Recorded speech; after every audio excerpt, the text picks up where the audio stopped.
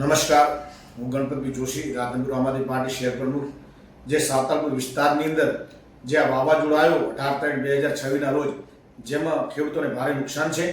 વિસ્તારની અંદર જે સુબુલ હોય એટલે ઘોડાજીરું અને એરંડા, વરિયાળી, દરેક ખેડૂતોને ચોરાડ વિસ્તારની સાવતાલપુર તાલુકાની અંદર જે નુકસાન આવ્યું છે કુદરતી આફતના કારણે, તો સરકારશ્રીને મારી નમ્ર અપીલ છે કે દરેક ખેડૂતોને ન્યાય મળે અને દરેક ખેડૂતોનો સર્વે કરી અને એમને સરકારશ્રી એમને સહાય કરે એવી મારી નમ્ર અપીલ છે.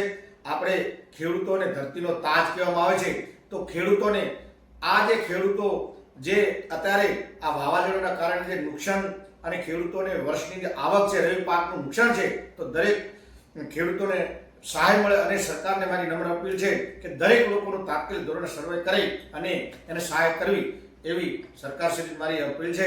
જય જવાન, જય કિસાન. ગણપતભાઈ જોશી, રાધનપુર આમ આદમી પાર્ટી શહેર.